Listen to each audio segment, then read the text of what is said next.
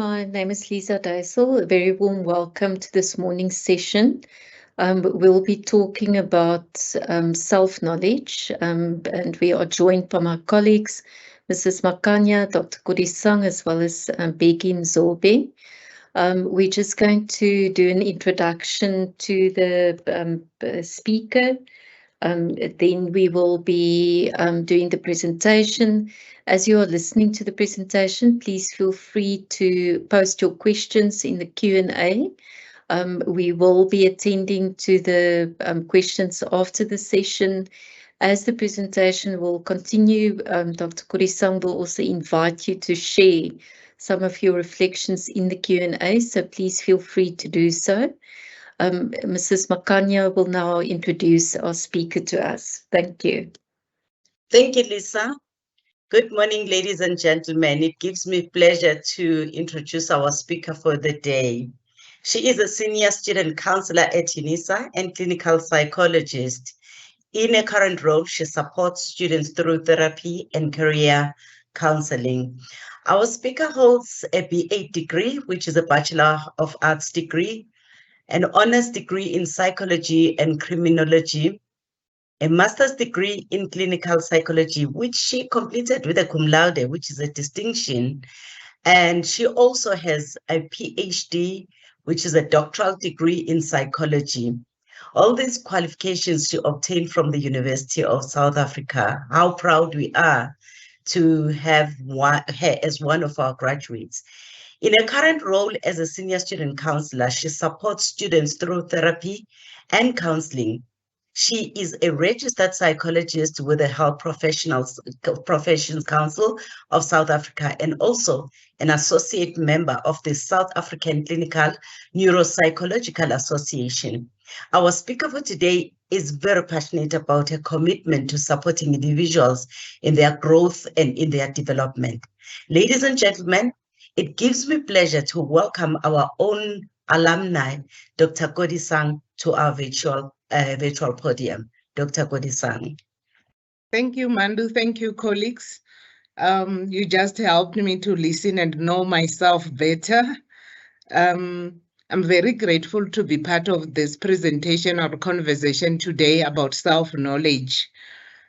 And for me, it's actually something we need to be in touch with in our journey, in our career, because as I was talking to a colleague yesterday, self-knowledge is actually your anchor, because time and again when we are challenged or when we experience challenges in our career, whether it's when you are studying, when you are looking for a job, even while you are in a job, it's very important to know, but who am I and what do I stand for? And, you know, I will just also share with you my story as we start with.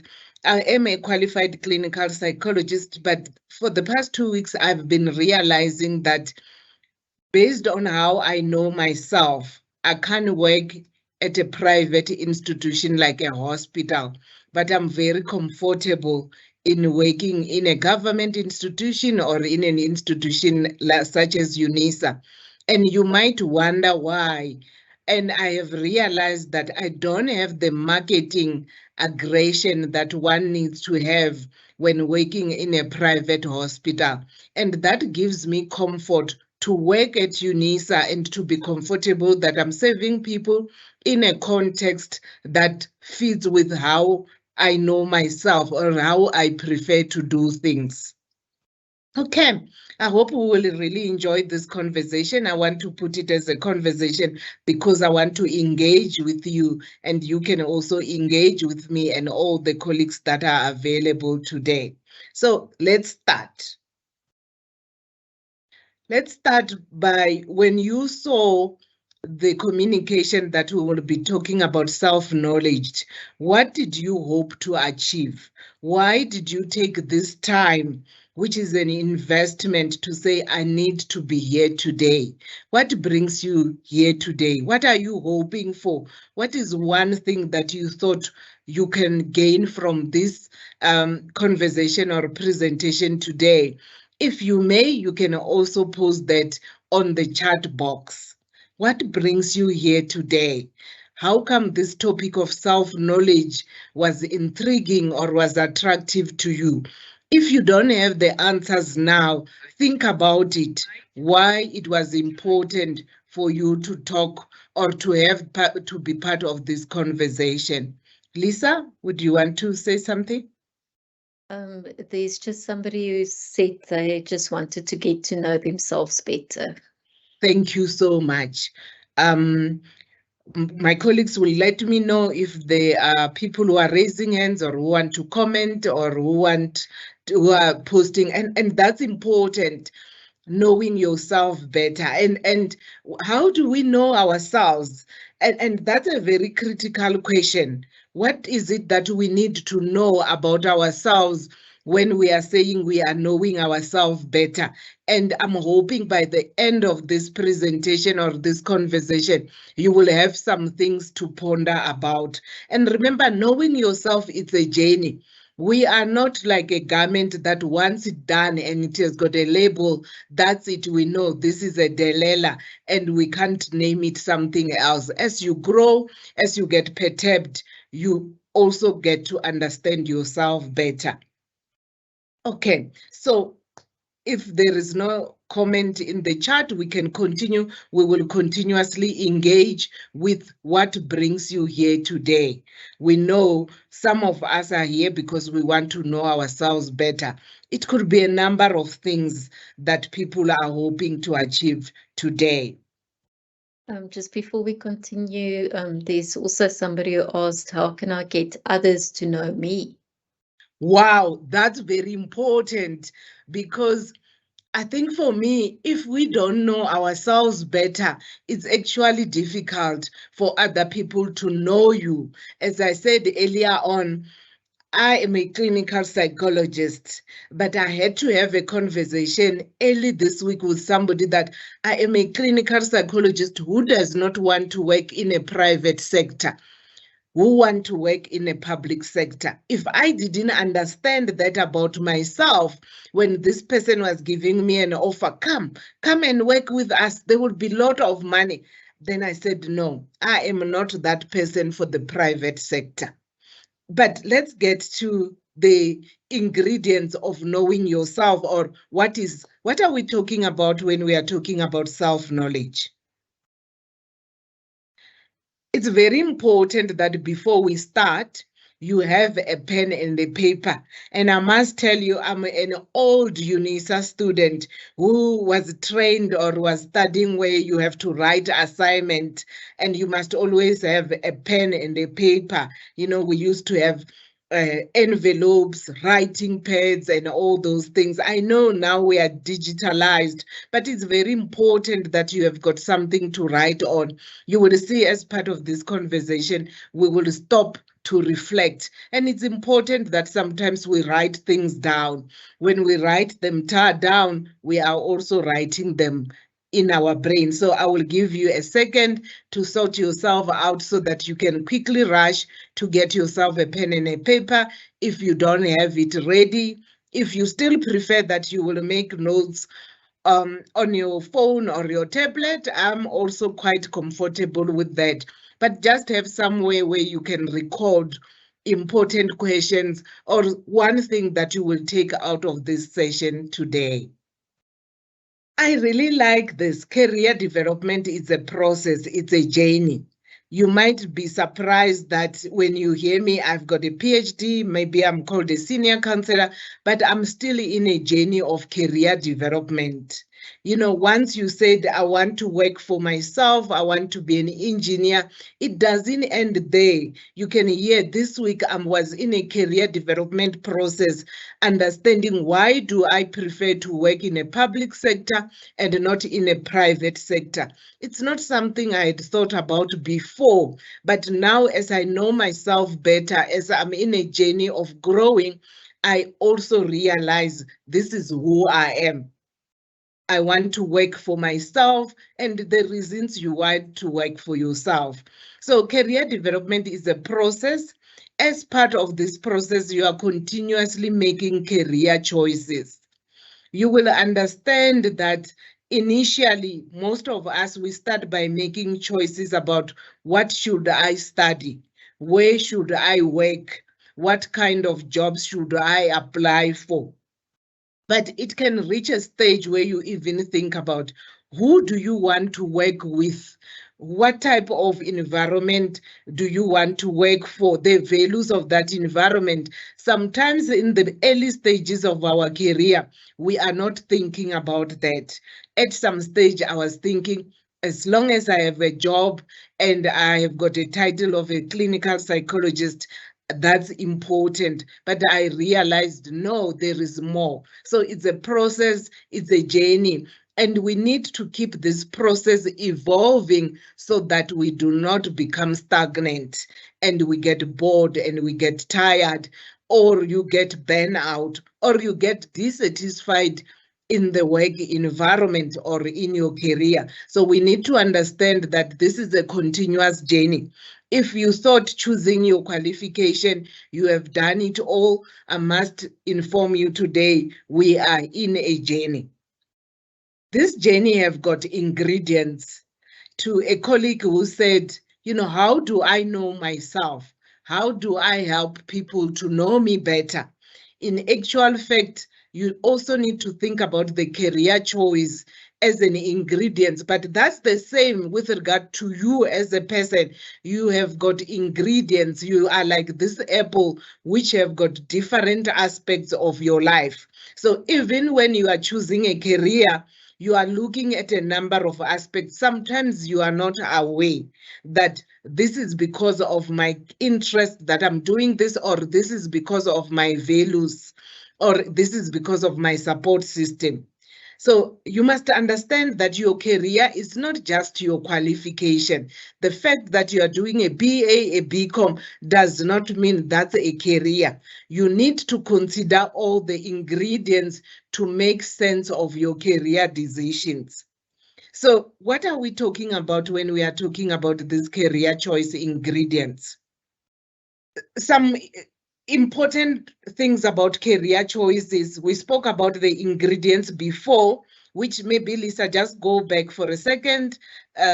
If you look at these ingredients, I want you to note them. You will see there is your career vision, there is your life goals, there is your skills, what am I good at, your values, what is important to me, and your influences, your support system, the labor market, and the interest. Keep them in mind. Keep this apple in mind. I am not sure if you are like me. Sometimes when I'm attending these seminars, I even take pictures of things that I want to remember for myself.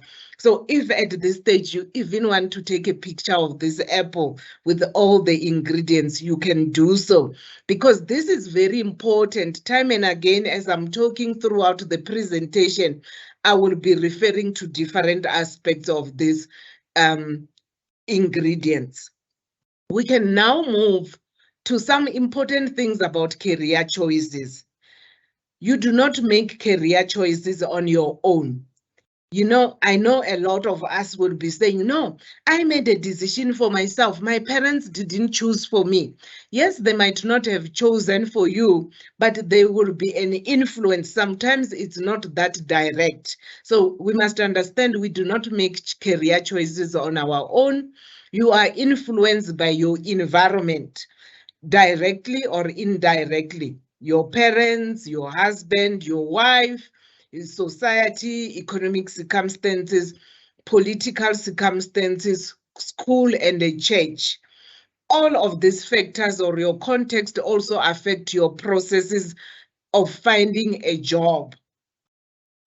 Remember, as you are looking for a job, it's not only you who is looking for a job, it's your family who said, we are looking upon you because you are a first graduate, or you are a last born who everybody else is working and they are independent and you feel the pressure. So all those factors, you hear a message to say, when are you going to start working on your own? Because everybody wakes up, even though they don't verbalize that. So it's important that while you are on your career journey, you are focused. What do you need to focus on? You are focused on what you need.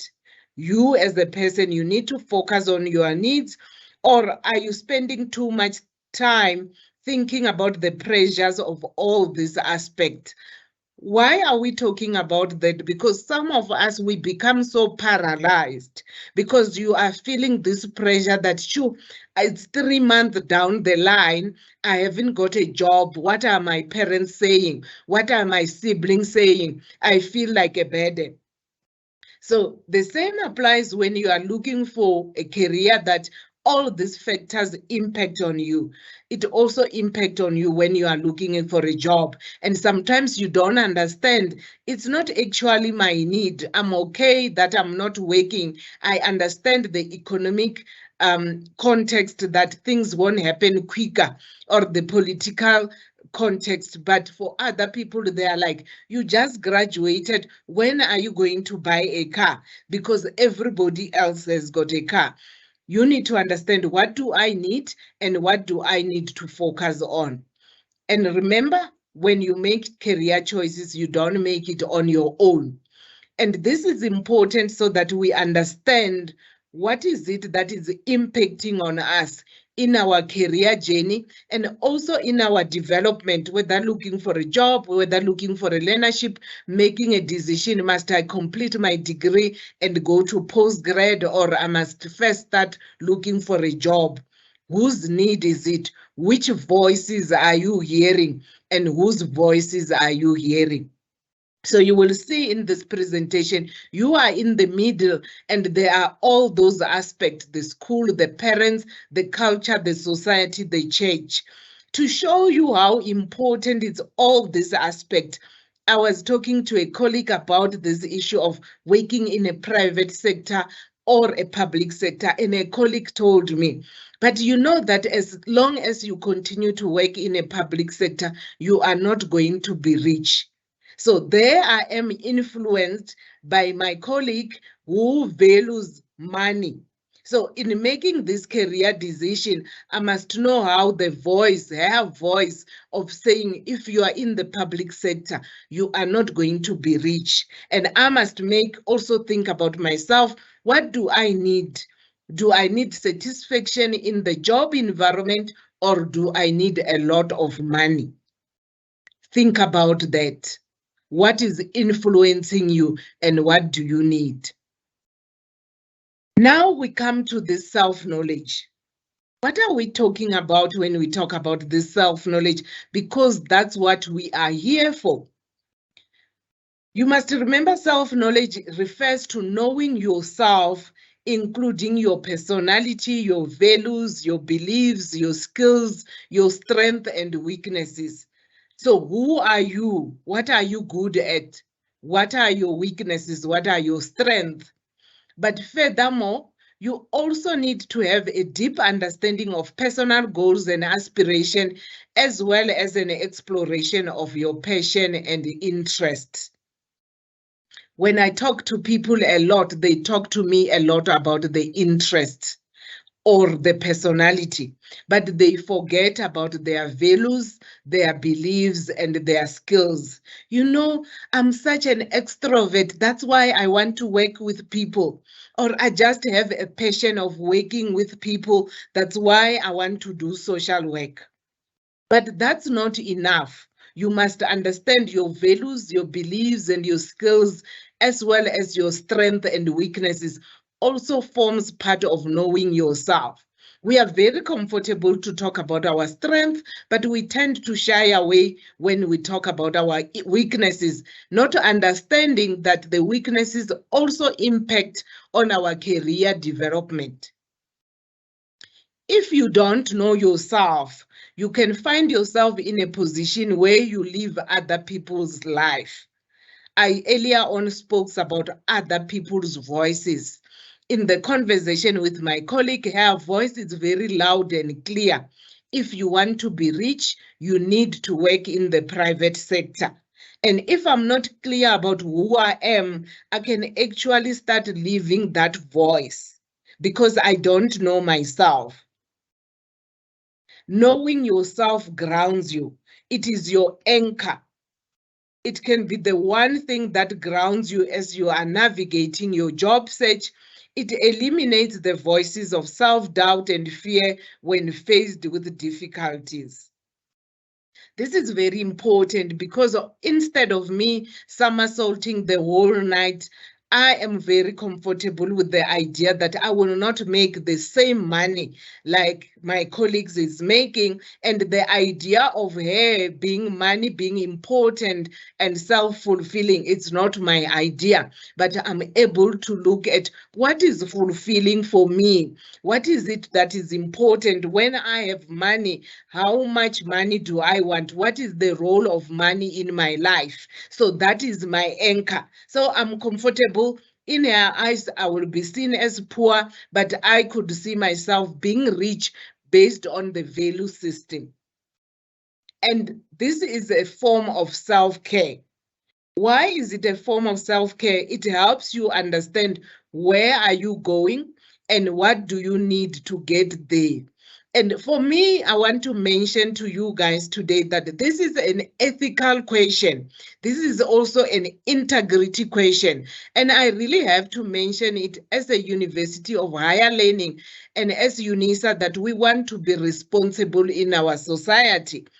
As graduates, as Unisa graduates, if you don't know yourself, you won't be able to take care of yourself. But you will also not have ethics. You will also not make decisions which are integrity decisions, where you are like, I know I have got a BCom degree.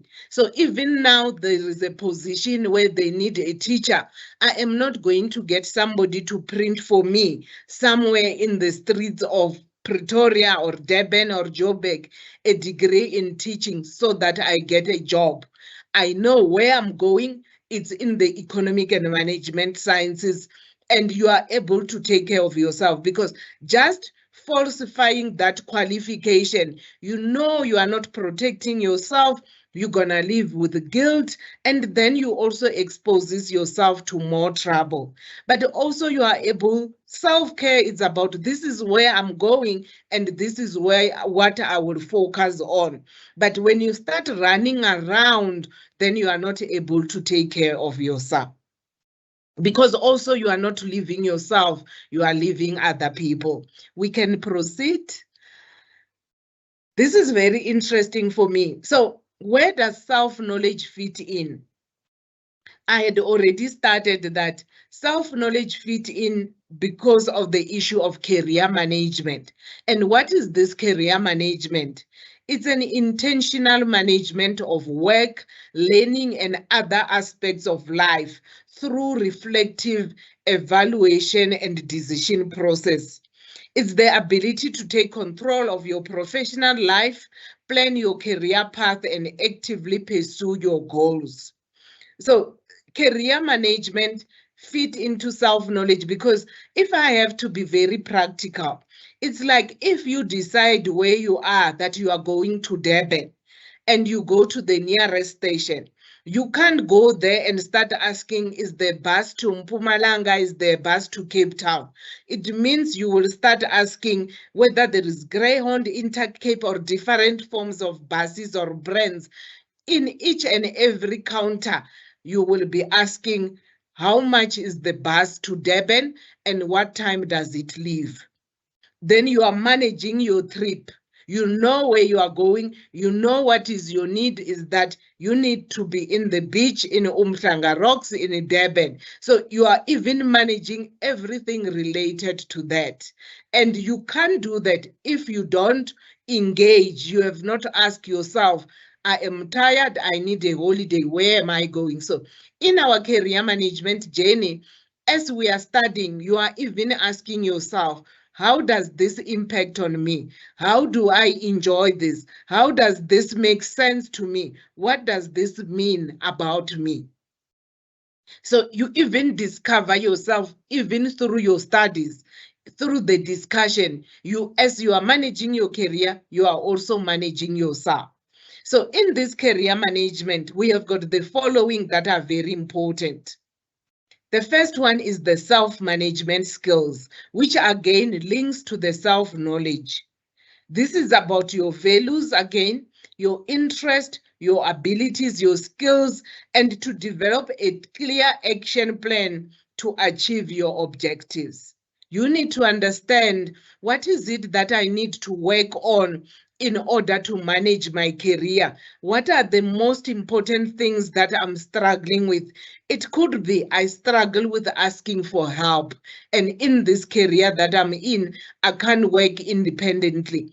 It looks very personal, but it really impacts on your career as well. You will see today here, we are working in a team. So if I struggle to rely on my colleague, I need to work on that. Like I'm presenting here, I don't have control. The control is on her to move the slides. So that is also something I need to work on so that I can trust somebody to help me in the process. We also talk about career building skills. These are skills you need to navigate and thrive in the world of work. This includes finding information about career opportunities, locating and applying for job opportunities, or creating opportunities for self-employment and creating professional relationships. In the 21st century, you cannot just be sitting and saying, I'm studying and I will complete my degree, then I will start looking for a job. You need to be looking for information and preparing for opportunities. 3 weeks ago, I had an interesting interaction with a student where she was asking about a particular specialization. And I said to her, I am not the right person to help you in this field, but the best person is your lecturer. So what I'm bringing here, you must understand your lectures are not there just to mark your scripts and all that. They are also source of information. So career building skills, it's how do you reach out to your lectures? You know you are interested in a particular field, litigation, and you are doing law. You see there is a lecture for litigation. Send an email to say, you know, Dr. So-and-so, can I have a discussion with you about litigation? How did you ended up at Unisa? What are the career opportunities? Even that person becomes your source of network to other practitioners. So when you talk about career building skills, it's being actively engaging to say, where are the opportunities? Who do I need to talk to? Because that helps you to have a growth mindset and being open to learning to new things. You need to have a sense of discomfort with what you know, hoping that there is something more you don't know. Not an abnormal one, but you need to be curious, you need to be enthusiastic, and you also stay competitive in the ever-changing job market. Engage with people. There is a lot of information and people are source of information. Even in the church where you are, who do you know? Where are they working? What type of information can they provide? They might not have studied what you are studying, but just engaging with them, they can link you to somebody else who can then provide you with information. That's also part of career management. Why is self-knowledge important? Self-knowledge is important because it helps you to make an informed career decision. I have made an informed career decision that I only work in the public sector. And it also helps me to set achievable career goals. This is what I want to do. This is what is possible and practical. Also develop strategies for career advancement. The idea that to advance in your career, you must have a lot of money and have big cars and big house, it's not really true emotionally and psychologically. You also need to have satisfaction, which goes with your personal values and interests. So the one thing that is important, you need to align your career path with your personal values and interest, because this leads to a more rewarding and satisfying work life. It also helps you to navigate the challenges of a modern workplace. For example, by understanding your own communication style and preferences, you can work more effectively with colleagues and managers. This also leads to self-care that we spoke about earlier. You need to take responsibility on what works for you and how do we manage that. To stay attuned to your own needs and priorities and continually refine your career goals and strategies. If you are currently working, you will share with me this sentiment that a lot of us get into the working environment and you look at your supervisors, your management as they are responsible to your career goals. That has led to a lot of constrained relationship. You need to understand you are responsible to your own needs, including your self-development, because you are the only one who knows what you need and your priorities as well. How do we develop this self-knowledge? Of course, there are a number of ways to develop the self-knowledge. One way to gain self-knowledge is through self-assessment tools, such as personality tests, skills assessment, and interest inventories. These tools can help you to identify your strengths and weaknesses and determines which careers align with your interests and values. Of course, that is what we call the more objective outside way, but also self-reflection. True, honest self-reflection is also an important aspect of developing your self-knowledge. This involves reflecting on your experiences, what you have achieved and failures, what you have achieved, and failures to identify patterns and gain insight into your career aspiration and potential roadblocks. You see, it's very interesting for me if I use my own example. If I use the self-assessment, it won't tell me that I must work in the public sector. But my own reflection as I've been working in the public sector, the private sector, and the challenges and what I cope with, what I don't cope with, like I don't have the aggressive marketing skills that is required from a practitioner working in a private sector. That's my failure, but I'm able to embrace it and to accommodate it to say, this is where I need to be. There are also other aspects about myself. So self-reflection is very important, where you sit to say, how have I been experiencing economics when compared to business management? How have I been experiencing criminology when compared to psychology? Because that helps you to also understand, I seem to enjoy criminology and I see myself doing more criminological work with related to children who have been abused than doing it in psychology. We can move. Specific aspects of self-knowledge, you can see how we have been repeating this. It's your career vision. Where do you see yourself in the future? What type of image comes when you think about yourself? The skills that you have, what are the skills that you have at the moment that I don't have? I said I don't have the marketing skills, the interest, your values, your career influences, as well as the goals. These are very important. They are ingredients. It's like you are baking a cake and it's called banana cake. If it doesn't have banana, it will just be bland. So we need all these ingredients to know ourselves better. Your career vision. I've just asked this question, where do you see yourself in 10 years' time? If you close your eyes and imagine, where are you now? What are you doing? Who are you doing it with? Who are you working with? And that's the image you have thinking about yourself in 10 years' time. Write down your ideas or draw a picture.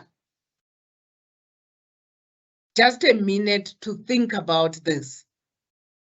Where do you see yourself? What type of image comes? Where are you and who is around you? What are you doing? Who are you doing it with? Who are you working with? You can write down your ideas or draw a picture. Again, this is a moment of self-reflection, of just taking a moment to think about, where is this bus going? Are you taking a bus to Cape Town? How do you imagine what will happen when you arrive in Cape Town? Who will be around you in Cape Town?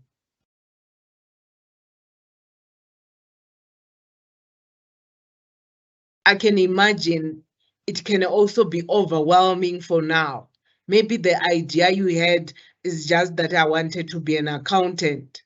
But where will you be working as this accountant? What will you be doing? Who will you be working with? Are you going to work with the police? Are you just going to be an auditor? Are you going to work at the bank? We can move. Then we quickly talk about the skills.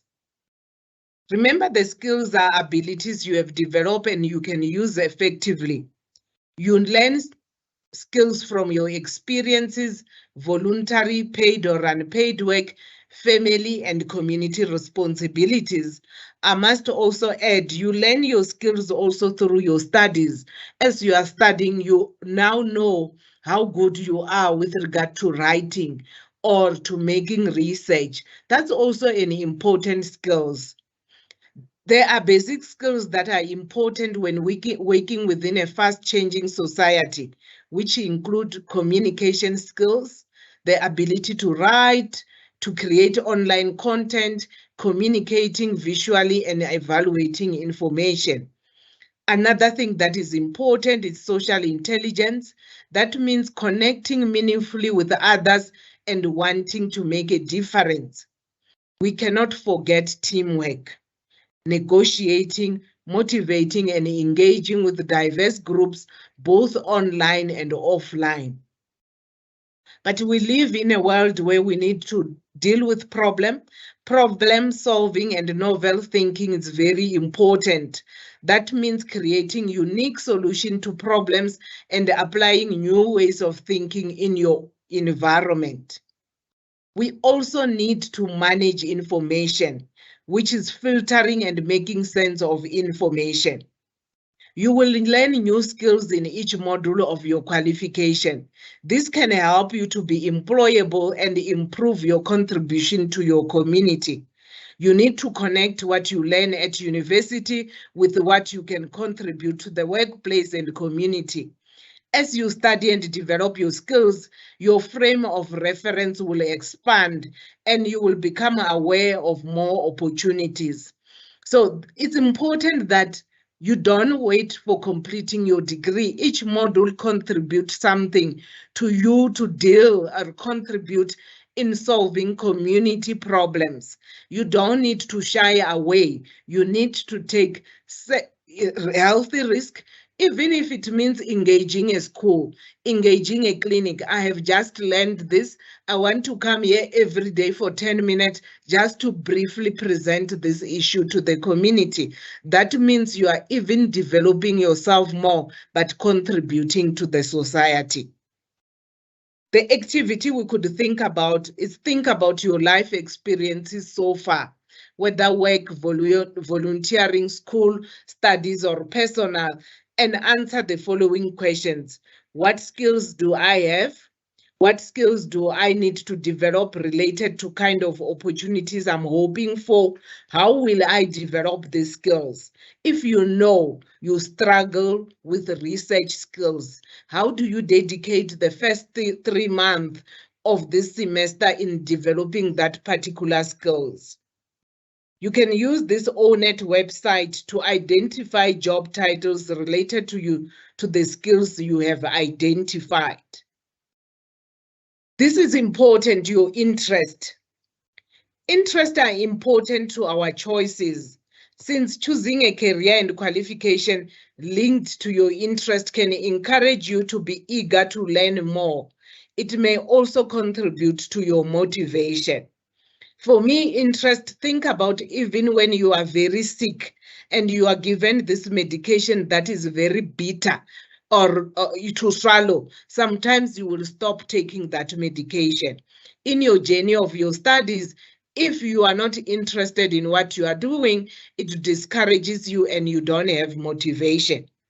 If you are interested in working with people and you are learning more about the different ways of responding to people who share their problems with you, you will feel interested and motivated to learn even more about this field. Even when you experience challenges related to your career and studies, you will find ways to manage these challenges since you have got an interest in what you are doing and learning. It is important to think about and understand the different ways that you can choose to do work related to your interests. This is important because when we think about helping people, we always think you must be a social worker, but there are other ways of helping people. A person who is a lawyer, a financial accountant, is also helping people. So you need to think, I'm interested in helping people, but how do I see myself helping people? What will be more interesting for me at the end of the day in helping people? We have also provided you with this link.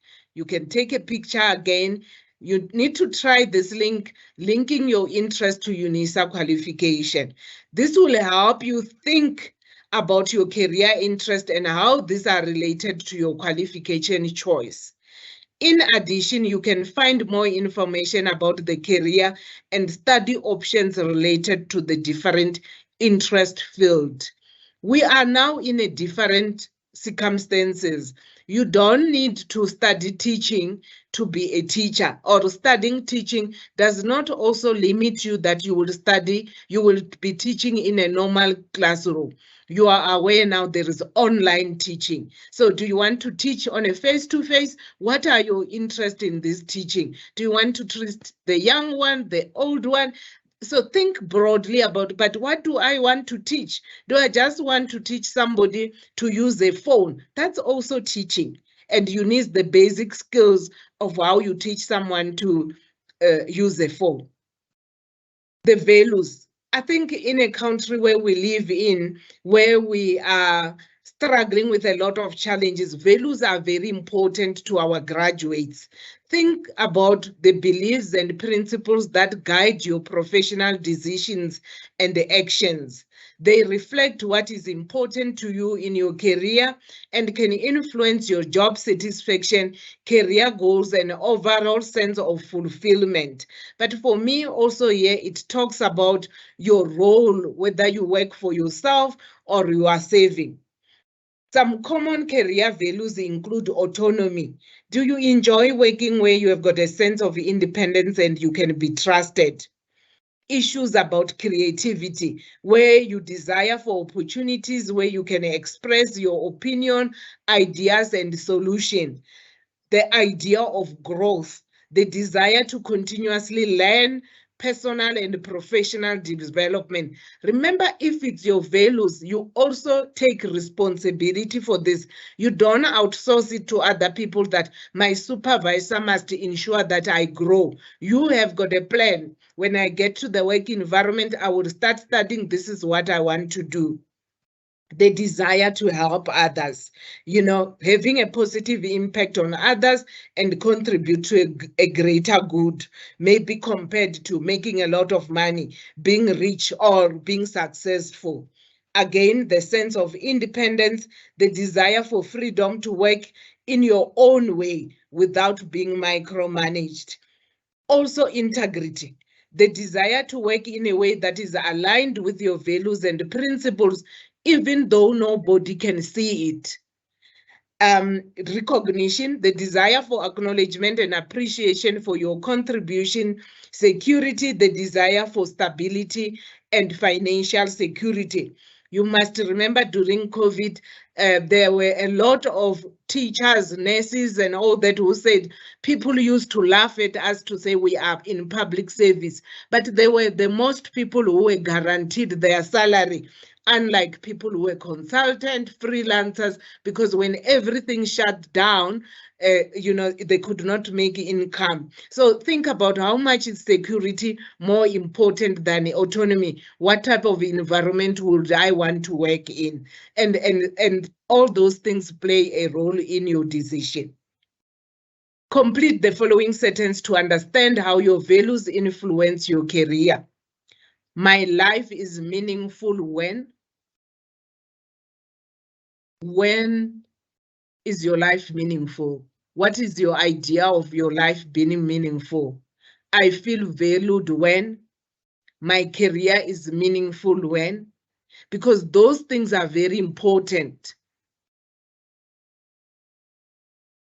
We also have an ONET website which helps you to identify job titles related to specific values you have identified as very important.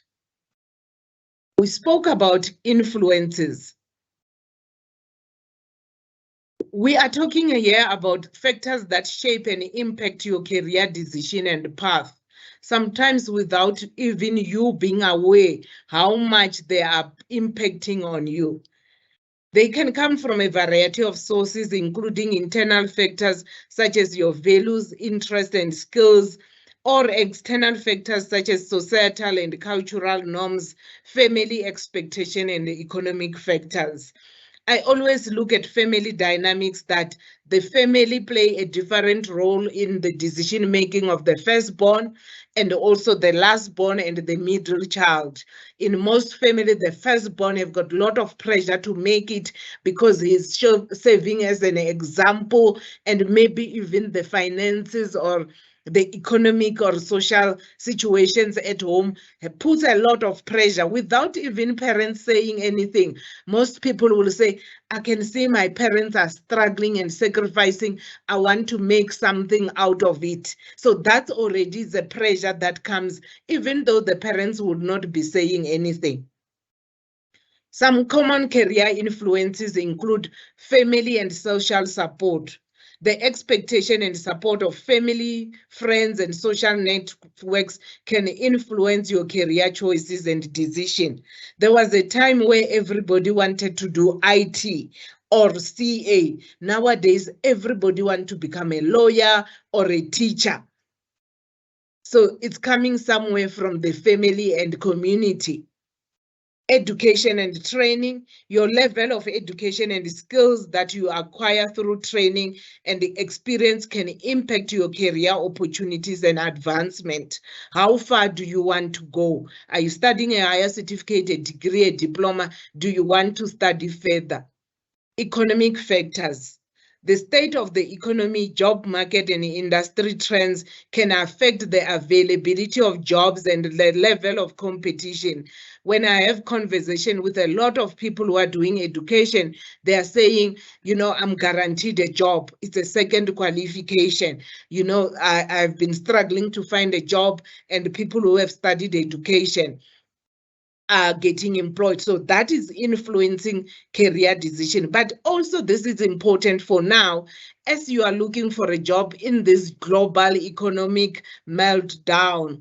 Are you considering that things might not happen the way you have hoped for? And it's not because of you, it's because of the circumstances you find yourself. How do you align your career vision, your expectation to the reality outside of you that you cannot control? Personal values and interest. Your personal values and interests can impact the type of work you find fulfilling and the career path you choose. I have been sharing with you about working in public, private sector, and how does that align to my personal values. cultural and societal norms. They also shape your perception of what is acceptable or desirable in terms of career choices and path. In our society, in our community, we rarely have female engineers. Things are opening up now, but it was just a career which is sort of, maybe it's meant for men. Even when we had those people, you will hear this is the first woman who broke into a male-dominated world. In careers, we can't have a male-dominated world. It's because of the cultural and societal norms that we then allow to block us, or also to inhibit other people to choose certain careers. So think about what you are doing. Is it because this is what you want to do, or is because you have got this idea a woman cannot ride a bicycle, and that's why you don't want to learn to ride a bicycle? Role models and mentors.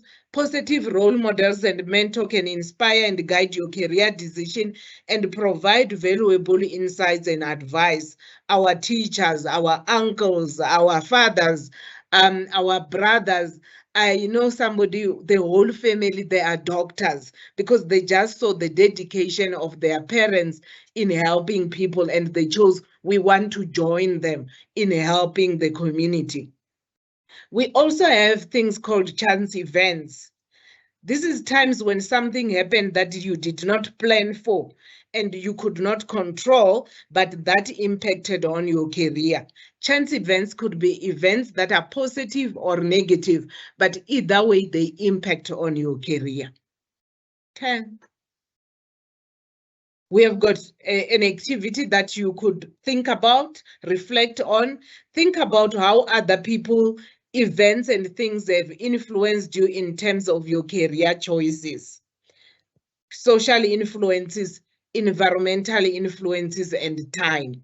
And this is very important. I know that I was influenced in my family by somebody who struggled with mental illness, and we just had an understanding. And I had the curiosity of, why is she different? Why is she not like others? Why she does things on differently? And that really intrigued me. I always have this idea, I want to work with people who are mentally challenged. So it's not always somebody because they've studied that. It could be because of how they do things and your interaction with that person.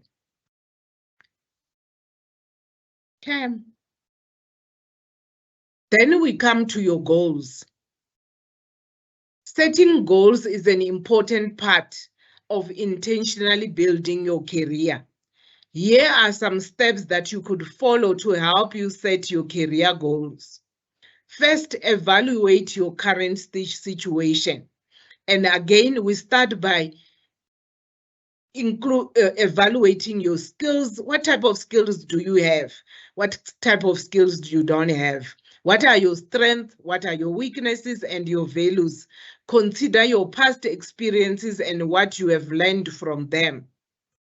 Then you define your objectives. Identify what you want to achieve in your career.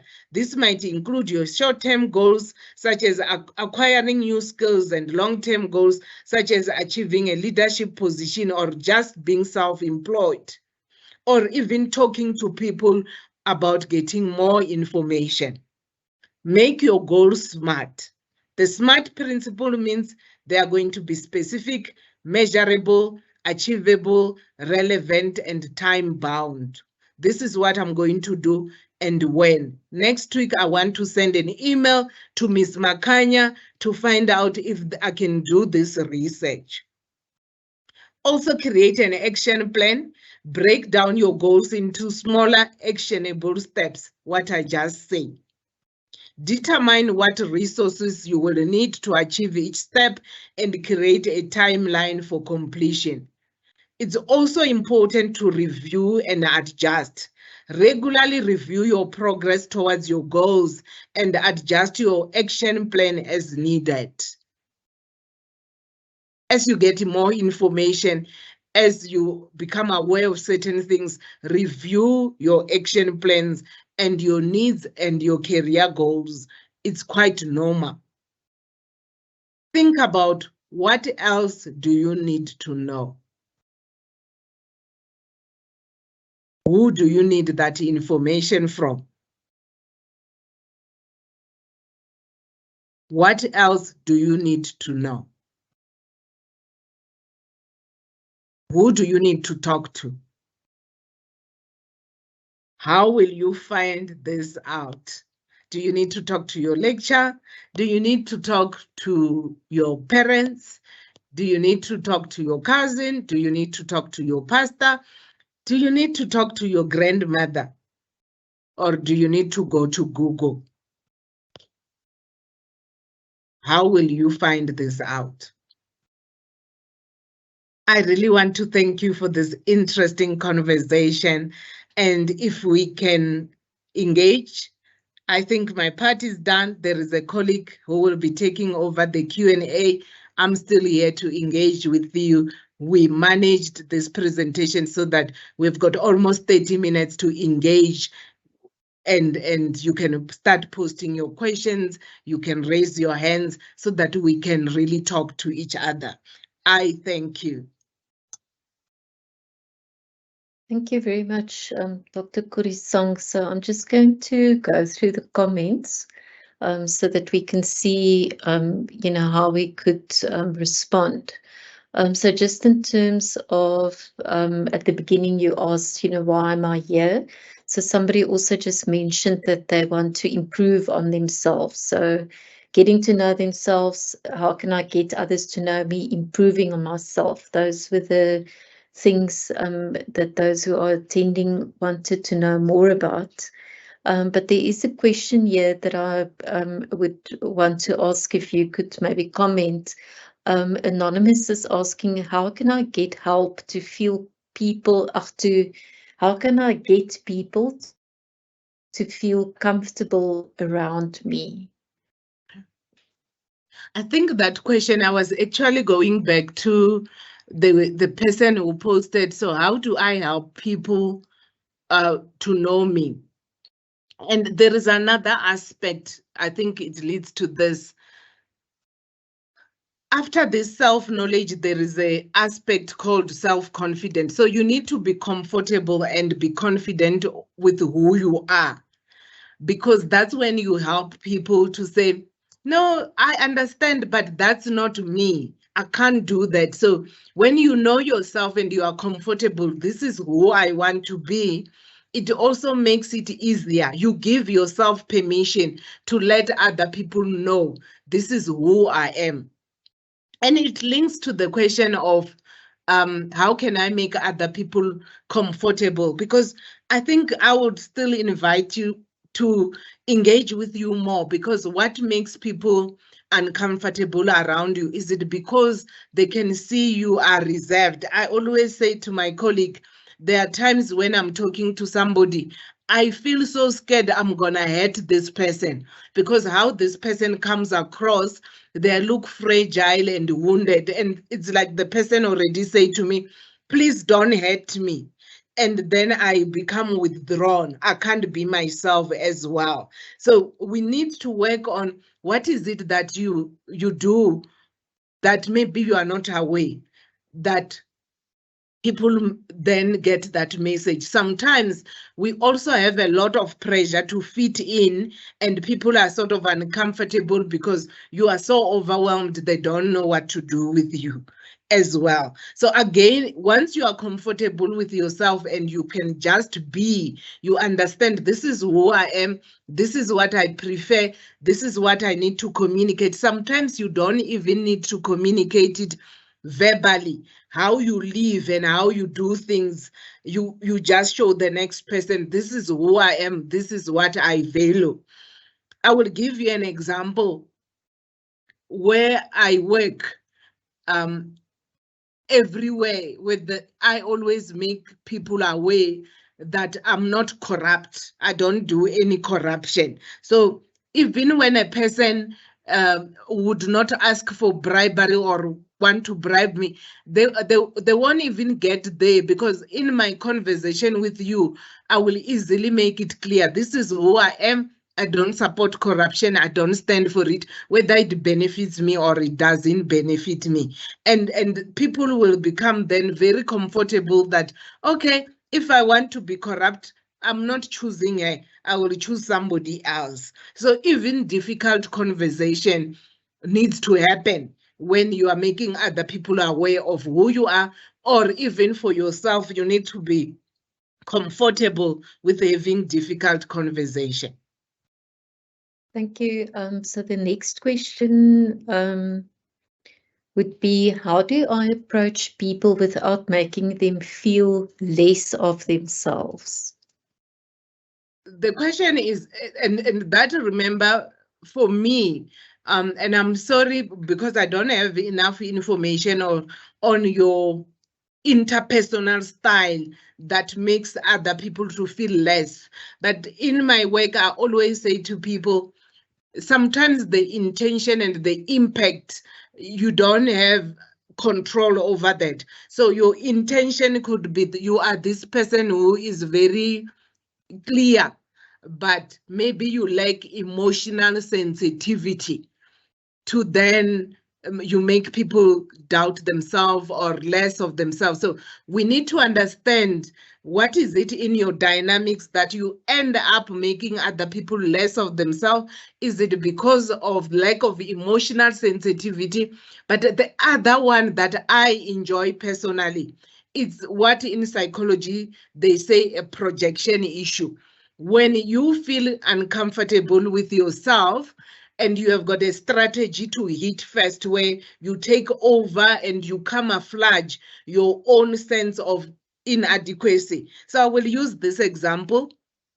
I always talk to, in my training of masters, we all feel so worried and all that we've got this research, but then you will get people who will come early in the morning and say, I didn't sleep.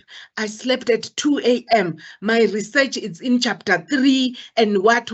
And this person is like doing very well. And all of us, I personally would feel very inadequate and all that, but only to discover this person was struggling with other people ahead of me. And it was that person's way to manage their own vulnerability and to check whether they are behind or not. So we need also to explore your interactional style. So in this, I'm even picking up, maybe we will need to talk about things like emotional intelligence, also with regard to self-knowledge, because it's a very important aspect as well, especially in interacting with others. Thank you, Dr. Kodisang. So our next question is, why is it important for others to know me very well? It's important for others to know you very well because, one, it also helps you in boundaries. When people know this is not who you are, then they don't encroach in your personal boundaries. What am I referring to? My colleagues who are here, even if they want to go and rob a bank, they won't ask me. They know that I will be very aggressive even. So it says me, they know that I can't be part of the mission to rob a bank. So your boundaries are very clear. Secondly, it also knows, it helps other people to know how to relate with you. So relationship is about, I know if I need this, this is the person I ask. And also to utilize your skills where you are best. We have got a team at the directorate. There is possibly a specific reason why the team chose me for this presentation. Then there will be other topics where they will use other people. So when people know you, they also know how to utilize your skills. But it's also much better for you. When people don't know you, people are always irritating you and frustrating you because they choose for you. I always use this example. If I invite you to a housewarming party, when you come to my house and you find that I have got a big house, but it's not finished, the temptation is that you will start telling me where I can get furniture and the type of furniture I must buy. So you are starting to furnish my house.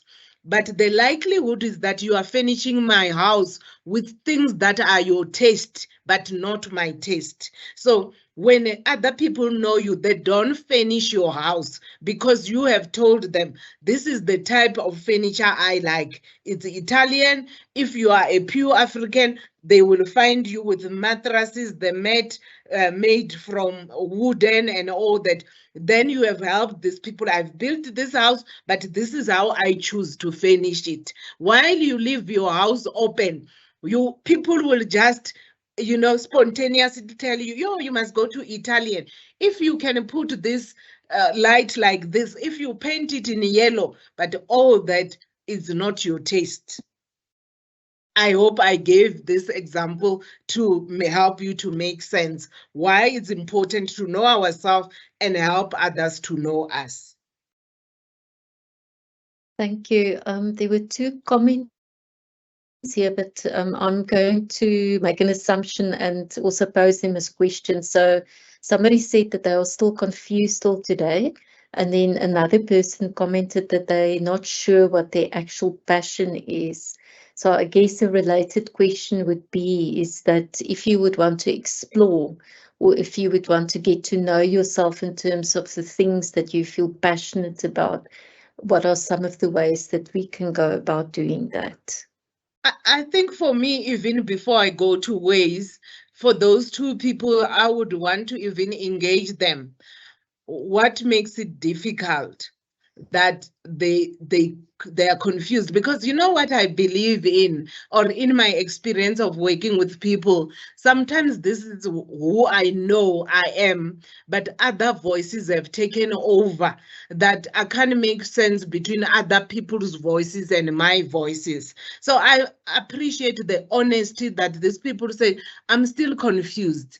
I'm not sure how I know who am I, but let's open it to say, what is making it difficult? What is it? What has happened? Have they had other voices, or have there been other voices that dismiss them? And there is a space for us to work through that. Thank you.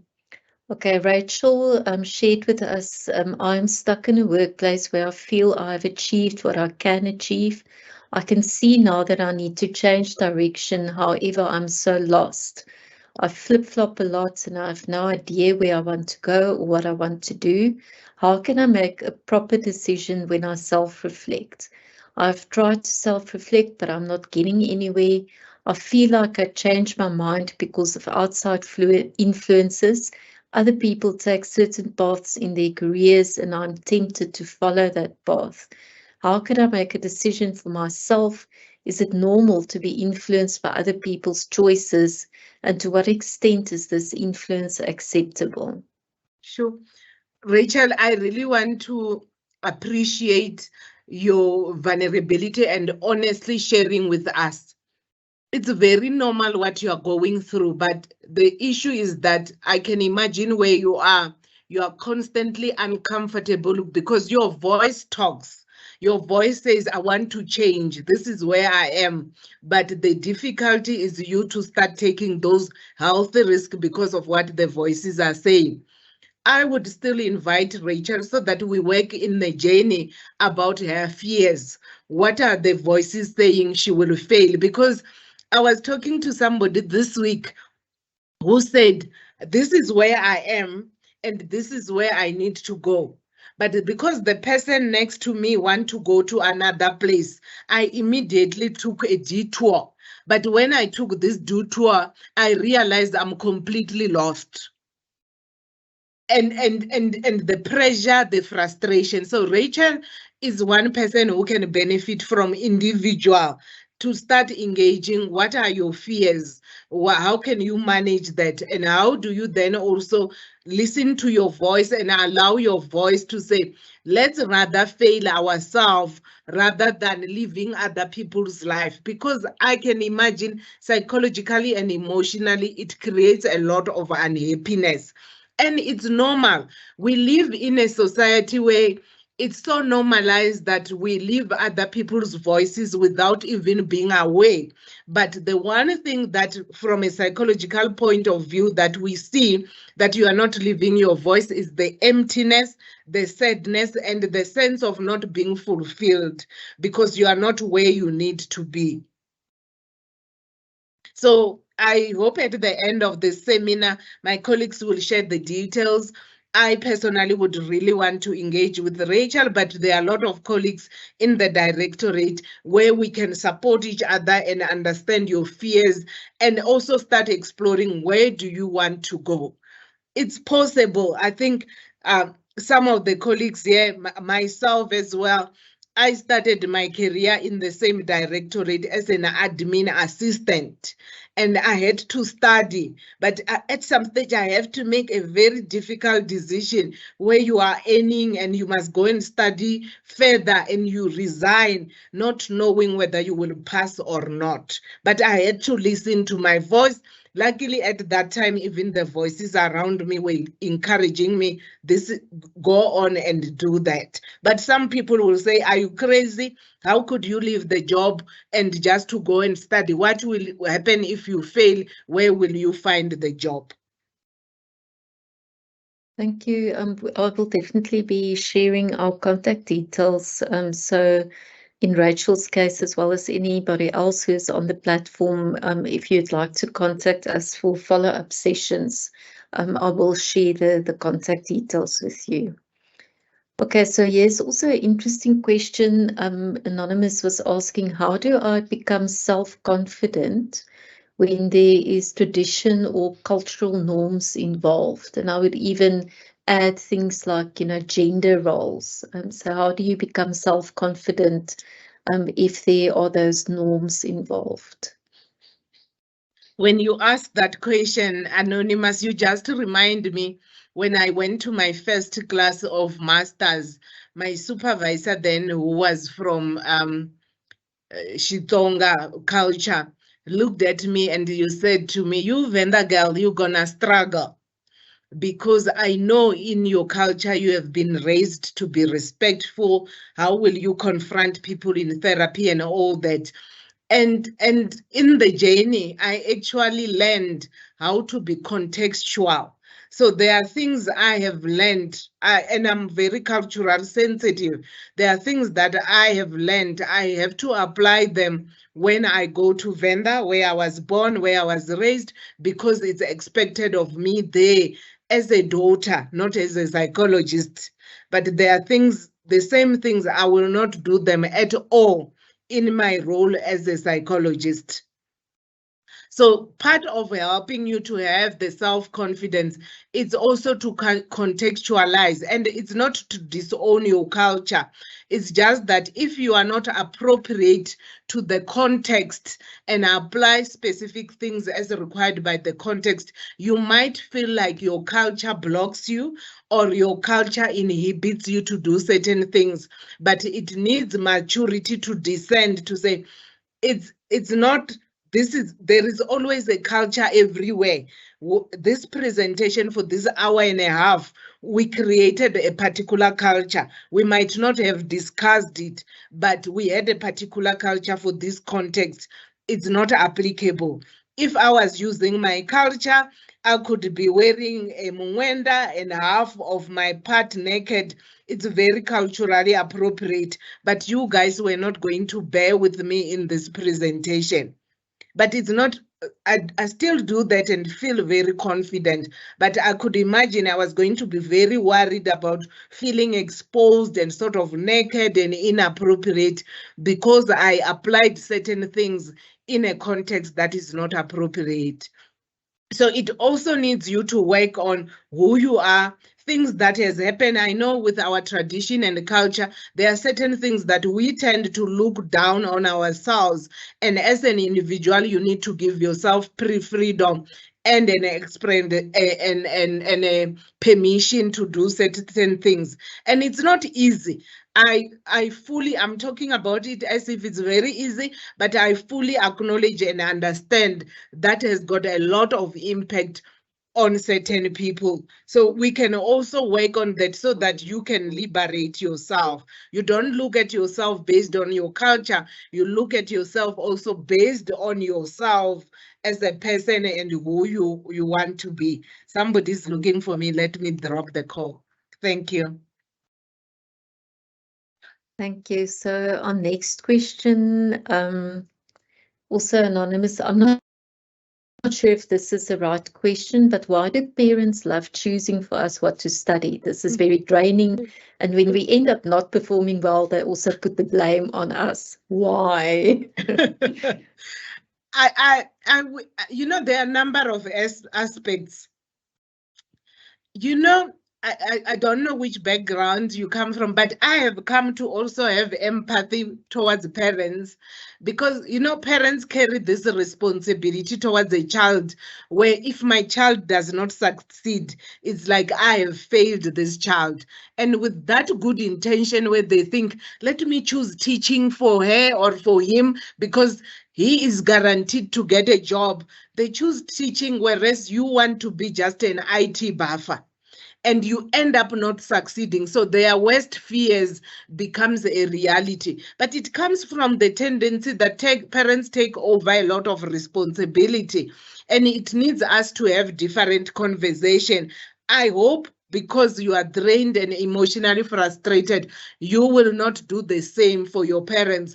But at the same time, it's also important for us to, when we reach another level, and I know families differ and the hierarchy differ, to engage them and inform them that, yes, I know you want this, but I want you to trust me so that I don't fail you, because with what you are choosing for me now, I'm going to fail you. Thank you. There was also somebody just asking, what advice do you have for someone just starting out in their career? You are the best person that you are just starting. So we need to start working together about what are you doing and how does this make sense. But at the same time, where are you going? What type of information do you need? Because as you are starting, and if you can manage this process, you don't find yourself stuck to say, I'm in my third year, I'm very worried, I don't know. So for you is to start asking, now I'm at Unisa doing my first year. Where am I going? Even a raw image. Sometimes I call it a Cinderella image where you just draw and say, I imagine myself one day getting out of the car, getting into this building. And when I get to work, this is what I will be doing, as raw as it is. Sometimes we get lost into terminologies like psychologist and all that. Just says, I imagine getting into this hospital where everybody there is mentally ill, and because then what will you do? What will you be doing with these people without putting a name? Because that helps us to find you. The reason sometimes we struggle with knowing ourselves because we talk terminology like psychologist, clinical, counseling, educational, which one is better? That's not you. You is when you talk about, I want to get into a place where I will be helping people. You're reminding me now about, you know, that saying that you shouldn't ask a child what they want to become, but rather, you know, what kind or how would you want to contribute to the world? Yes. So again, coming back to that concept of that these things don't always have names in our heads, but thinking about the contribution that you would want to make to, you know, either your immediate family or society or the world at large, you know, helps you to come up with those images. Yeah, and that's important because we get stuck with the perfect terminology, and when it gets perfect, we start doubting ourselves. But if I start talking about, I really want to engage with people, whether it's online, and people can ask about which topics, how do you see this happening? It's very much about me. I can put words in that, and then maybe other people can help me to understand this can happen in this way, this can happen in this way. Or as I do research, I say, oh, this is me. But once you talk clinical psychology, you already close the door about yourself. People will start talking, but clinical psychology is wrong with this, and you get silenced. We are running out of time. It's very interesting, this conversation. There's one or two more that I think we can, shortly discuss. So Zianda was just reflecting that I wish I had all this information when I was starting out. I've made so many career mistakes and sometimes feel stuck and overwhelmed by how to go about fixing my career or getting it where I desire it to be. Zianda, I am one of the people who don't believe that in making a career decision, we spoke about career choice as a journey. Sometimes it's in what we called it's a mistake where we find ourselves because also of how we were exposed to information. Yes, you might feel like, yo, it's too late. But I also want to encourage you that it's not too late. The person who is talking here has got an honors in criminology and honors in psychology. You might look at it and say, wow, she's so intelligent, but it's also out of these wrong career choices. But it even helped me. I started with my honors in criminology and I realized, but this is a detour. And it was also because of the influences, the things I experienced. And I realized you need to go back to psychology. Remember, that's the bus you need to get in. It has been years wasted and money and all those things. So we need to have conversation to say, where do you need to go? Because you also look back and it's a journey where sometimes it takes us where we go, but we feel that what a waste of time, my years and all that.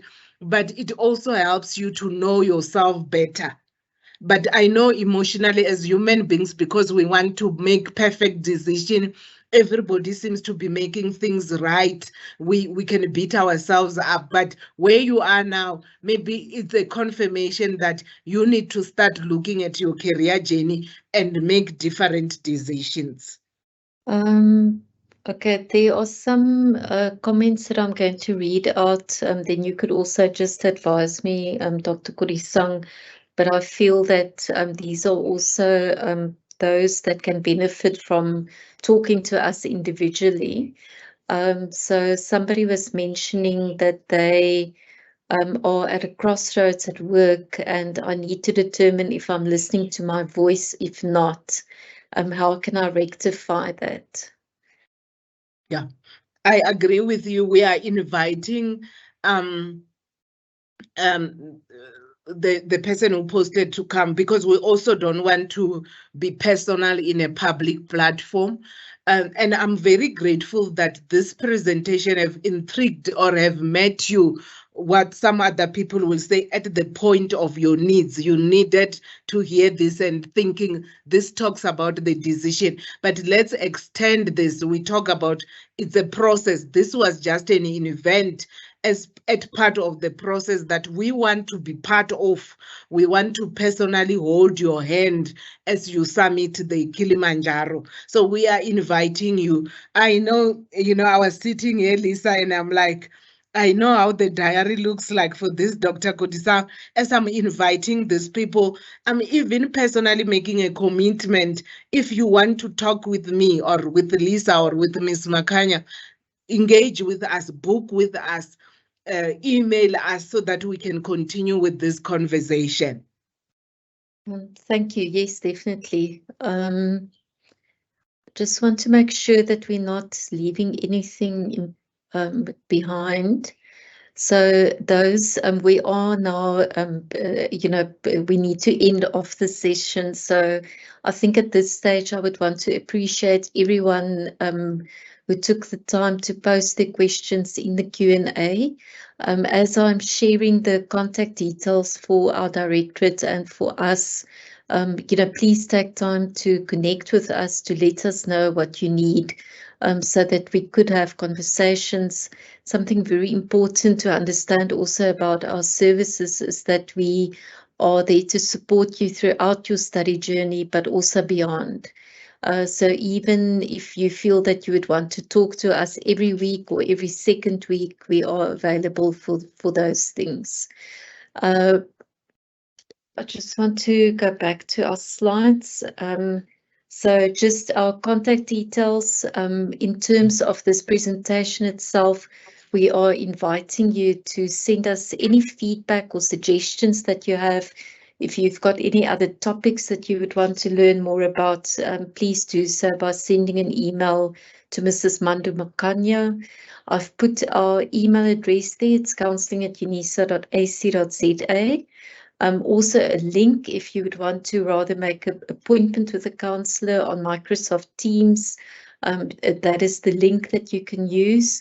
We also have counsellors available at the different Unisa regional offices.